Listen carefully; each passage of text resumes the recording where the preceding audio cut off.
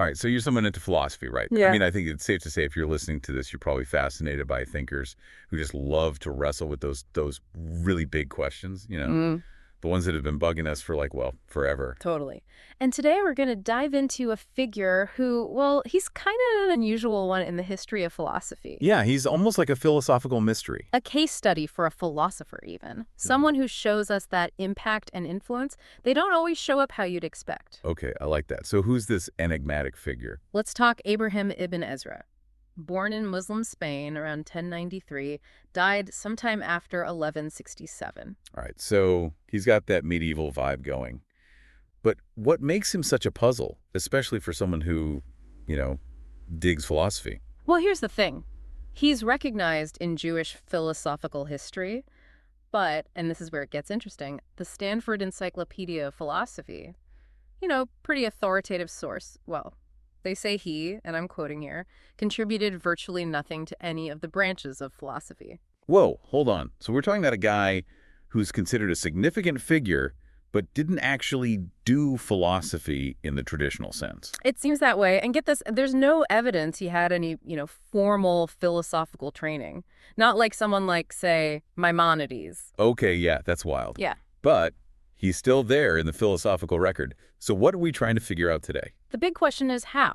How did this guy, mainly known for his work outside of philosophy like astronomy, astrology, Hebrew grammar, even biblical commentary, how did he end up in the philosophical conversation at all? Right. It's not like he's crafting complex metaphysical systems or groundbreaking ethical theories. Nope, nothing like that. But, and I think this is where it gets super intriguing for us, his ideas, scattered throughout his other works, they caught the attention of later thinkers.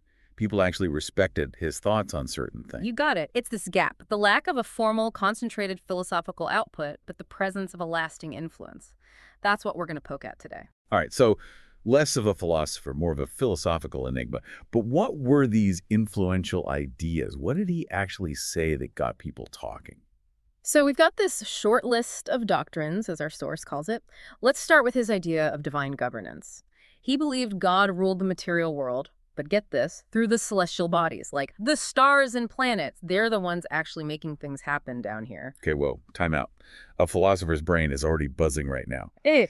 So he's saying God's still the ultimate boss, but there's this cosmic hierarchy, right? Yeah. With these stars and planets as the middle management calling the shots in the material world. Exactly. And this includes, us, humans, our destiny, too. He basically said we're all subject to this astral destiny. Oh, wow. Okay, so if I'm hearing this right, and full disclosure, I'm thinking out loud here, this raises so many questions, like free will. Does that even exist in this framework? Or divine intervention? If the stars are calling the shots, where does God step in? Boom! You're hitting those philosophical hot buttons right there. It's like, on one hand, you have divine control, ultimate authority. But on the other, it's like, these celestial bodies are running the show. Their influence is practically total. It makes you think, right? About causality, agency. It messes with our whole idea of how God works in the world. Yeah, it's like if God's in charge, but the stars are running the day-to-day, what does that actually mean? And these are the exact kinds of questions that philosophers have been debating, for ages. Like, how does this divine plan actually play out in the messy reality of the cosmos? For sure. And what about something like, I don't know, the human soul? Philosophers, they love to debate about that, what it is, how it's tied to the body, what happens after we die. Where did Ibn Ezra land on all that? Well, his take on the soul is pretty interesting. He was kind of agnostic about it, admitted that he didn't really know the exact structure, how it connected to the body, said it was just beyond what humans could understand for sure. But surely he had some thoughts on it. Oh, he did. He did. He definitely believed there was this element of the soul that was like super similar to the supernal realm, the realm beyond the stars. Okay. So a spark of the divine within us. That's a pretty classic philosophical idea. It raises all sorts of questions about, where we come from, what consciousness even is, if there's this potential for us, finite beings, to connect with the infinite. Precisely. And he went even further, saying that nothing at all was closer to God than this spiritual piece of the human soul. And he's a big believer in nurturing that peace. He said that was the key to finding some peace, some refuge from all the struggles and the impermanence of being stuck down here on Earth. That makes sense. And it actually lines up with a lot of philosophical traditions that emphasize the inner life, the search for something transcending, whether it's spiritual or intellectual. For sure. And his poetry, it's full of this imagery too, the soul feeling alienated, longing for this higher realm. It's really tapping into these classic philosophical anxieties about what it means to be human, our place in the universe, all that existential stuff. Definitely. But, the entry points out that while Ibn Ezra was clearly thinking about these really big philosophical ideas, he wasn't doing it in a super systematic, rigorous way. Yeah. He wasn't writing those dense philosophical treatises that we're used to. What do you think was going on there? I mean, it seems like his main focus just lay elsewhere. He'd throw out these ideas, often in his biblical commentaries, but he wouldn't go full-on philosopher mode, He didn't build these complex arguments or dive into every possible philosophical rabbit hole. Interesting. So less about constructing this grand philosophical system and more about planting seeds of thought, maybe. Yeah, maybe that's a good way to put it. So, okay, if he wasn't totally immersed in the world of systematic philosophy, what was informing his thinking? Where were these ideas coming from? Yeah, what were his influences? Well, the Stanford Encyclopedia of Philosophy suggests that Ibn Ezra was kind of like Sa'adi Gaon before him. He was mixing things up, taking elements from Islamic theological discourse, that's kalam, where they used reason to back up religious doctrines.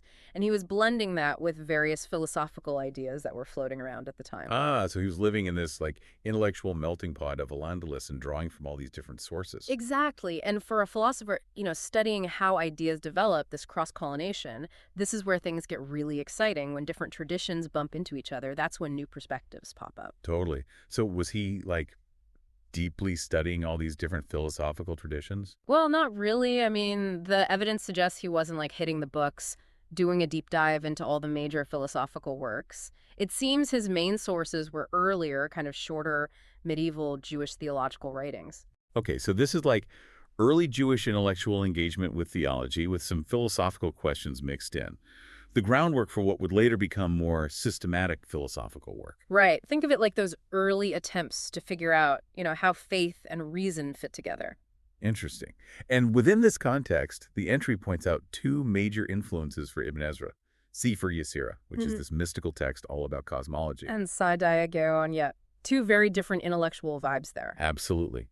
You've got the mystical, esoteric leanings of Sefer Yetzirah, and then Sa'adi Gaon, who's more into theological arguments, even bringing in some ideas from Aristotle. It's pretty wild. Ibn Ezra, he's taking from both, the mystical and the rational, but he's not necessarily trying to create one big, totally unified system. That's a great point. For a philosopher, this raises questions about how we approach intellectual synthesis. Can you draw from these seemingly different traditions, these different ways of thinking, and create something meaningful, even if it's not perfectly systematic? Totally. It's his goal wasn't necessarily that philosophical coherence, that striving for a perfect system. Maybe he was after something broader, like a way to integrate different types of knowledge. It's like he was looking for connections between different ways of knowing. Maybe. He also mentions Shir Quoma and Sefer Hayhud, other writings from that early period of Jewish intellectual exploration. But, the entry also talks about Ibn Ezra as this cultural mediator. Okay, yeah, and that seems like a totally different kind of intellectual impact, right? Totally. It's not about him being this groundbreaking original thinker in fields like math, astronomy, or even astrology, but he was incredibly prolific. And his writings in these areas, they played a huge role in spreading knowledge across Europe, especially among Jewish communities. He made those complex ideas accessible. So he's like this crucial link in the chain. He's bringing complex scientific and cosmological ideas to a broader audience. And, for a philosopher thinking about how knowledge spreads, that's super important. Even if you're not the one coming up with the original ideas, spreading them, making them accessible, that can have a huge lasting impact. Absolutely. I mean, think about it. How do ideas actually move through the world? Who are the people translating complex concepts into something that others can grasp? It's not always the original thinkers. So what made Ibn Ezra so successful in this role? Well, the source gives us a few clues. He was a hard worker, seriously productive. He traveled all over Europe, so his work was reaching different communities. And his biblical commentaries were really popular, and they were kind of a perfect vehicle for slipping in all sorts of other knowledge, you know? It's like he snuck in all the scientific and philosophical stuff while people thought they were just getting a biblical interpretation. Hmm. Pretty clever. Right. Plus, he was bringing together rational inquiry with, astrological concepts, which was appealing to a lot of people at the time. Okay, so he wasn't afraid to blend what we might consider distinct categories of knowledge. And his focus on personal spiritual growth, that probably resonated with a lot of his readers too. It probably did. But okay, let's zoom in on Ibn Ezra's own view of intellectual inquiry. Like, what did philosophy even mean to him? The entry mentions some Hebrew terms he used that might give us some clues. Ooh, that's interesting. You can learn a lot about someone's worldview by looking at how they use language. Totally. And here's the thing. Those Hebrew terms that might be associated with philosophy, with philosophers, they're totally missing from his biblical commentaries. Okay, that's a pretty big absence. Where did he use those terms then? Well, there's one example the source points out where he used philosophim. And get this, he's not talking about those guys debating metaphysics or ethics, the classic Platonic or Aristotelian philosophers. He's using it to refer to astronomers. Ah, so for Ibn Ezra, philosopher might be closer to what we'd call a scientist today. Or maybe just someone who is a scholar of the natural world. Yeah, it's a different way of carving up the intellectual landscape, right? Totally. What about other terms? Well, he used shikl hada'at, which basically means rational analysis, but he used it broadly. Like, it wasn't just about making philosophical arguments. He used it for reason and logic in general, even in scientific contexts. So again, it points to this idea that he wasn't necessarily thinking of philosophy as this distinct separate domain. He was more focused on empirical observation, logic, and reason applied to specific areas of knowledge. Precisely. He also used this term hakmei harayot, meaning scholars who base their claims upon proofs when talking about psychology. And the source thinks he might be referring to those practitioners of kalam. Okay, so even his terminology about psychology seems tied to theological modes of argumentation rather than pure philosophy. It's like we're getting this glimpse into how he categorized knowledge, who he considered intellectual authorities. For sure. He mentions needing to read a lot of books to really understand psychology, but he doesn't mention any specific philosophical texts. It's like he's engaging with philosophical ideas through this broader cultural lens, not through a deep dive into, the classics. It makes you wonder, if he had access to those classic philosophical texts, would his approach have been different? Or was this broader, more eclectic engagement with ideas fundamental to his way of thinking? Big questions. And, speaking of engaging with ideas, we got to talk about his back and forth with Judah Halevi, remember him? His friend and fellow poet. Oh, yeah, totally. Yeah. They had this whole debate about the first of the Ten Commandments, right? Yeah, it was a pretty deep philosophical exchange, even though it happened within this personal relationship. Okay, remind me, what was Halevi's issue with the first commandment? So Halevi was puzzled, right? Why would God choose to reveal himself in the first commandment as the God who freed the Israelites from Egypt? Like this specific historical event for a specific group of people, why not reveal himself as the creator of, everything, heaven and earth? Ah, that's a really interesting point. Yeah. Philosophically speaking, it gets to the tension between particularity and universality in religious belief. Yeah. Like, is the emphasis on a specific act of redemption or on the fundamental act of creation? Exactly. And Ibn Ezra's response, it's classic Ibn Ezra. He says, look, understanding God starts with studying creation, the natural world, the stars, everything. And he saw that first line of the commandment, I am YHWH, as already pointing to this knowledge we get from observing the universe. So mentioning who made heaven and earth would be kind of redundant in that context. So at first glance, he seems to be leaning towards a more universal approach, right? Like anyone can come to know God through reason and observation of the world around them. Yeah, but then, and here's where it gets really Ibn Ezra, he brings in astrology. He argues that the stars at the time of the Exodus were actually aligned against the Israelites. Like, astrologically speaking, they were not supposed to be freed. Whoa, okay. So God had to intervene, override this cosmic destiny to make it happen. Exactly. And that's his point. God's intervention in this really specific unfavorable moment, it's proof not only of his existence, but also of his power to act beyond, even against, the natural order he created. So he's using his understanding of astrology to bridge the universal and the particular. The Exodus, this specific historical event, it becomes an example of God's universal power, this ability to transcend those cosmic forces he set up in the first place. It's really amazing when you think about how he's weaving together theology, cosmology, and even astrology to answer those big questions about God and humanity. Totally. He's saying, look, this God who brought them out of Egypt, it's the same God who created everything, but it's also a God who acts in history, a redeemer who steps in when needed.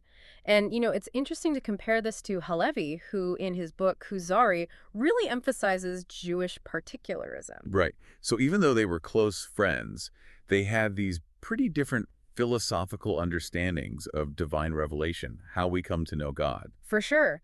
It's a great example of how these big philosophical ideas were being debated, not just in some abstract theoretical space, but within actual relationships, within a specific historical context. Okay, and before we wrap up, we need to talk about this Neoplatonist label that gets attached to Ibn Ezra. Yeah. Philosophers, they always run into these labels when they're studying historical figures. Yeah. The Neoplatonist label, it gets thrown around a lot with Ibn Ezra. And why is that? I mean, it's understandable. He was into astrology, arithmology, that's the study of numbers and their mystical meanings. And he was always talking about this yearning for the spiritual realm. It all sounds pretty Neoplatonic. Sure, but the entry cautions against just slapping that label on him without thinking about it. Exactly. When philosophers talk about Neoplatonism in the context of medieval Jewish philosophy, it can get pretty messy. Okay, so what's the problem with calling Ibn Ezra a Neoplatonist? Well, he definitely had some things in common with actual Neoplatonists, like Ibn Gabirol, also known as Vessebron. Actually, Ibn Ezra is our only source for some of Ibn Gabirol's allegorical readings of the Bible. But he wasn't a full-blown Neoplatonist. That's the thing, he never mentions Ibn Gabirol's most important Neoplatonic work, Fons Vitae, the Fountain of Life. That's a big omission. Because he was aware of these Neoplatonic ideas, they were floating around, but he wasn't necessarily deeply immersed in that tradition. Right. Plus, there are some key Neoplatonic ideas that he just doesn't agree with. For example, he didn't believe in demons, which some Neoplatonists did, and he's totally silent on things like the soul's descent through the celestial spheres, the whole music of the spheres concept. Okay, so it's more accurate to say he was using certain Neoplatonic ideas that were popular in both Islamic and Jewish thought at the time, without necessarily buying into the whole system. Like, he was drawing on a Neoplatonic vocabulary, but not necessarily speaking the whole language. I like that analogy. He was definitely picking and choosing what worked for him. So maybe more of a Neoplatonic adjacent thinker than a straight-up Neoplatonist. Yeah, that feels more accurate. Okay, so we've covered a lot, but there's one more big idea we need to hit. Ibn Ezra's focus on the individual. And for philosophers who are thinking about ethics, about individual responsibility, this is a pretty important shift in religious thought. It is. He represents this growing emphasis on the individual's salvation, on their personal spiritual journey. It's not just about the collective fate of the Jewish people anymore. And this lines up with what was happening in Andalusian Jewish culture at the time, too. So it's not just an intellectual shift, but a reflection of broader cultural changes. Right. And this emphasis on the individual, it's really clear in his book Yesod Mora, especially in how he critiques certain reasons for studying the Torah. Oh yeah, what was his issue with how people approach Torah study? He wasn't a fan of studying Torah just to gain social status or improve your standing in the community. He thought the commandments had to have an intrinsic value, a reason for existing that transcended any social context. I mean, that's a pretty radical idea, right? To say that religious law has to have a meaning beyond just social order. It is. And for Ibn Ezra, that deeper meaning was about knowledge of God. That was the ultimate purpose of human existence, and it was up to each individual to pursue that knowledge. And the Torah, it was just one way, one tool among many to help you understand God's works. So even though he valued Torah study, he saw it in this larger context of a personal quest for understanding. And that's a pretty philosophical stance. Like, even without a fully developed theory of knowledge, he's emphasizing individual understanding as the ultimate goal. Right. He's planting that seed. The individual's journey to knowledge is paramount. So we've talked a lot about Ibn Ezra's ideas, but what about his lasting impact? Yeah, it seems like he had a pretty big influence both immediately and over time. How have different thinkers understood his work? His role in transmitting knowledge, bringing those Arabic ideas into Europe, That was huge. And, later commentators, they had all sorts of interpretations of his work. Some saw him as aligned with Maimonides' rationalism, others picked up on more mystical, Kabbalistic themes. Still, others emphasized those universal elements in his thought. Wow, so one thinker, so many different interpretations. Right. It really speaks to how complex his work was. Hmm. Even centuries later, Spinoza saw Ibn Ezra as this key figure, someone who questioned the idea that Moses wrote the Pentateuch.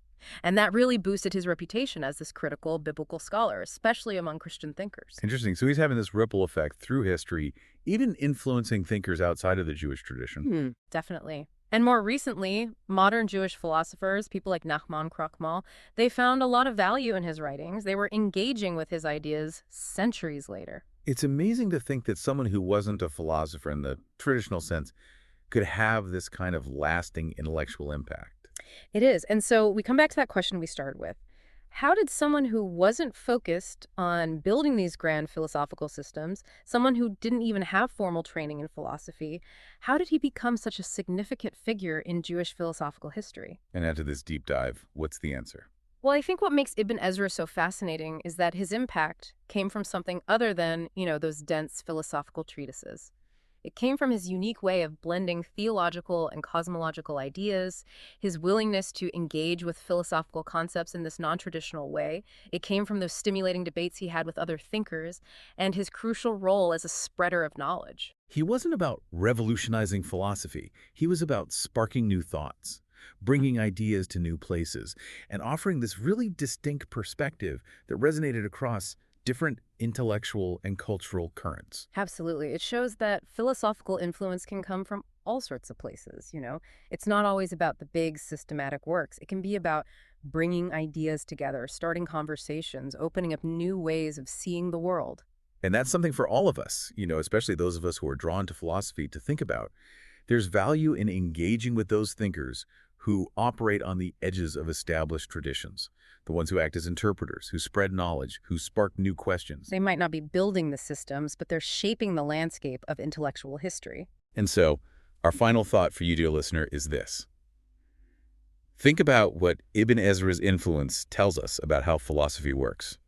How does it move and change and grow? How does it reach new people and spark new ideas? We encourage you to go check out his work for yourself, delve into that fascinating world of medieval Jewish thought. There's so much to discover there. And who knows, maybe you'll find some philosophical enigmas of your own. Thanks for listening. Thanks for joining us.